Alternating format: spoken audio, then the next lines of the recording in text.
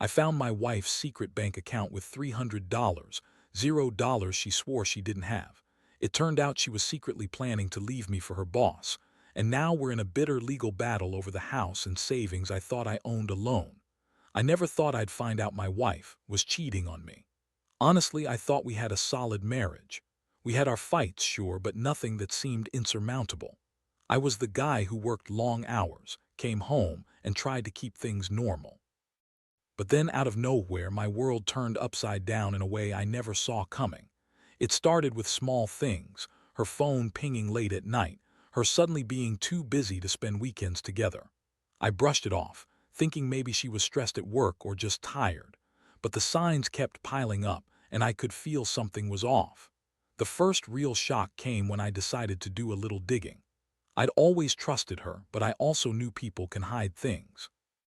One evening, I was sitting at my desk, going through some old emails, and I noticed a strange transaction. It was a wire transfer from our joint bank account, something I didn't recognize. Curious, I looked closer.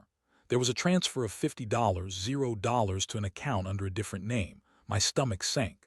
I thought maybe it was a mistake, but I knew I had to check further. I logged into our online banking, and that's when I saw it. There was a secret account. A hidden bank account with over $300, $0 in it. That's when everything clicked into place. The lies, the secretive behavior, her sudden trips out of town. She'd been lying about where she was going, saying she was at her sister's or running errands. But it was all bullshit. That account was under her maiden name, and she'd been funneling money into it for months. I couldn't believe she'd been hiding that much cash from me. And then I remembered the little things she'd said about how she didn't have any savings, how she swore she never had more than a few $1,000s in her account. Turns out she'd been planning her exit for a while, secretly stashing money for her new life. The worst part, I found out she was planning to leave me for her boss, Mark. I got a hold of some messages between them, flirty texts, plans to meet up, even talk of her finally leaving him to start fresh. She'd been telling me she loved me, acting like everything was fine, but behind my back she was scheming her escape. It hit me hard. Not just the betrayal, but the fact that she'd been so manipulative, so willing to lie and cheat her way out of our marriage. I felt sick, angry, and honestly a little numb. The trust I'd built over years was shredded in an instant. I started to piece everything together, her late nights, her secret bank account, the flirtatious messages, and I realized she'd been planning this for months. She'd been pretending to be the perfect wife while secretly plotting her new life with Mark. And I was just the fool who believed she was all I needed. How could she lie so easily? How could she betray me like this? I was furious, but I also felt a deep sadness I couldn't shake. It was like watching my entire life with her crumble in front of me. All those memories, all those plans for the future gone. I knew I had to confront her, but I wasn't sure what to say or do next. The moment I found out about her secret account, everything changed. I couldn't just pretend it was a mistake or a coincidence. The fact that she'd been hiding $300, $0 from me, that she'd been planning to leave me for her boss, Mark, was a blow so hard I felt like I'd been punched in the gut. I stayed up all night, staring at the ceiling, trying to process what I'd uncovered. The betrayal wasn't just about the money. It was about the lies, the deception, the way she'd been so willing to throw away our marriage for some guy who clearly didn't care about her like I did. The next day, I knew I had to confront her. I didn't want to do it without warning, so I waited until she got home from work. I remember the way she strutted in, all bitchy and dismissive, like she didn't have a care in the world. I was cold and calm at first, don't want to give her the satisfaction of knowing I was breaking apart inside. I looked her straight in the eyes and asked, "Where's the money, the $300, $0 you've been hiding?" Her face froze for a second, then she scoffed. "What are you talking about? I don't know what you mean, you're overreacting." I pulled out my phone and showed her the bank statement. Her eyes widened, but she quickly masked it with a sneer. "That's none of your business," she snapped. "You're just paranoid." I pressed further, demanding answers, and that's when she started to lie big time. She said she had a legal inheritance that she'd been saving up for years, that she was just being responsible. Yeah, right. She tried to play it off like she was the responsible one, the smart one, but I knew better. I'd seen the transfers, the messages, the planning. She was planning to leave me, and she'd been lying to my face the whole time. The confrontation got heated. I told her I knew she was planning to run off with Mark, that I'd seen the messages, the plans to meet up, the let's finally start fresh talk.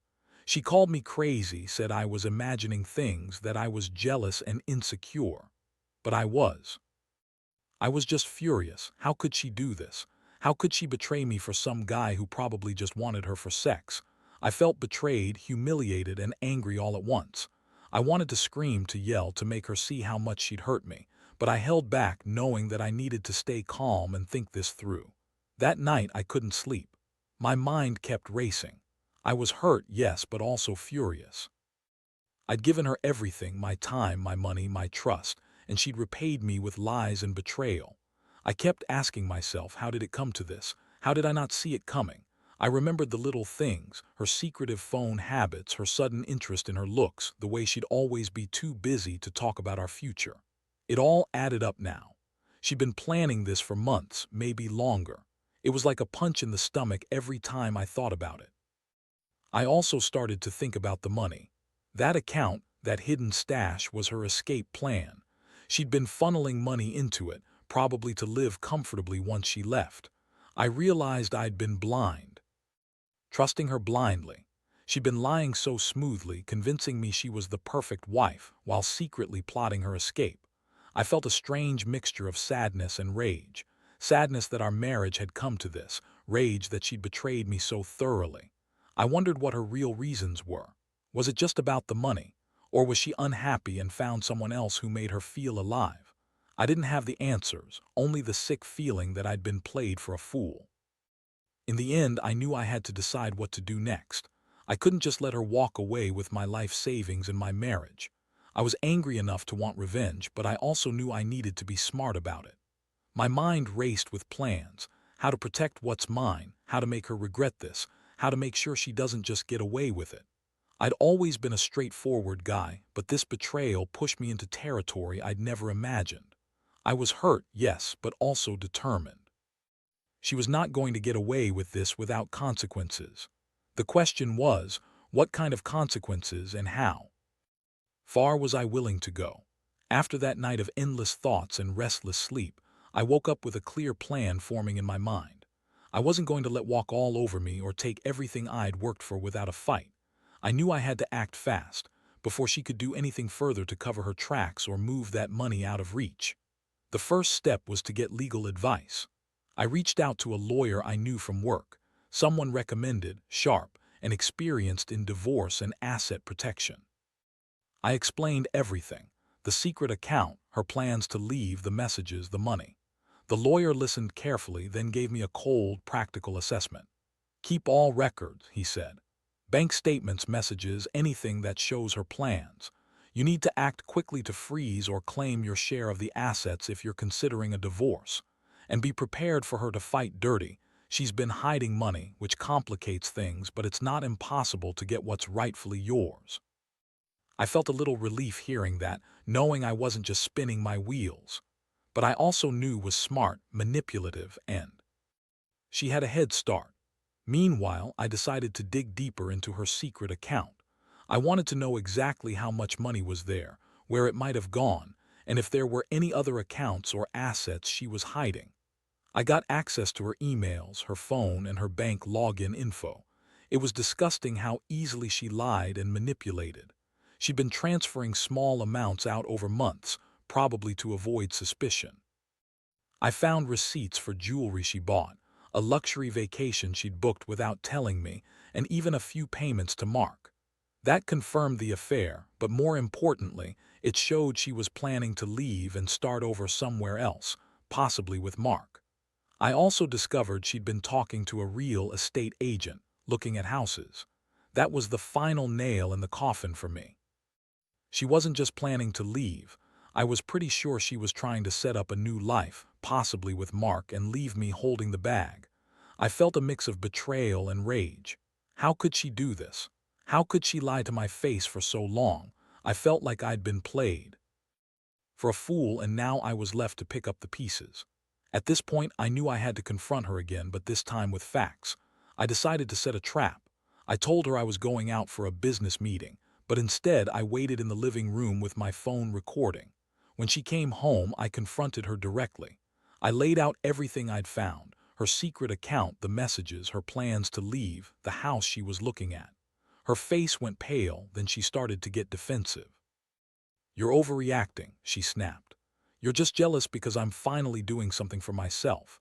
I didn't buy it. I pressed her harder and she finally cracked. She admitted she'd been planning to leave, said she was tired of my boring life, that I didn't appreciate her, and that Mark was the only one who made her feel alive. She tried to justify her actions with more lies. "It's not about the money," she said. "I just want to be happy." Yeah, right. I could see through her bullshit. She was trying to make herself look like the victim, but I knew better. She'd been lying, manipulating, and cheating for months. That confrontation was a turning point. I felt a deep, burning anger. I realized I couldn't trust her anymore, not even a little. I decided then I'd fight for what was mine: my house, my savings, my dignity. I was done being the naive guy who believed in fairy tales. The betrayal had cut too deep. I knew this was going to get ugly, but I was ready. I'd protect my assets, expose her lies, and make sure she paid for what she'd done. I wasn't going to let her walk away with my life, my house, or my money without a fight. The war was just beginning. Over the next few days, I threw myself into action. I gathered every piece of evidence I could find: bank statements, text messages, emails, even her social media activity. I wanted to be prepared for the legal battle ahead. That secret account was the key, and I knew I had to freeze it before she could move any more money out or hide it completely. I contacted my lawyer again, gave him the evidence, and asked him to start the process of filing for a legal freeze on her assets. The lawyer warned me she'd probably try to do something sneaky, so I had to stay one step ahead. Meanwhile, I kept an eye on her movements. She started acting even more paranoid, changing her passwords, deleting some messages, trying to cover her tracks. It was obvious she knew I was onto her, and that made her desperate. I could see her panic, which was almost satisfying, but I also knew I had to stay calm and strategic. This wasn't about revenge alone. It was about protecting what was legally mine and making sure she didn't walk away with a penny more than she deserved. One night she came home late, smelling like perfume and alcohol. She was acting jittery, avoiding eye contact. I sat her down and pressed her again. "I know what you're planning. I've seen the messages, the bank statements.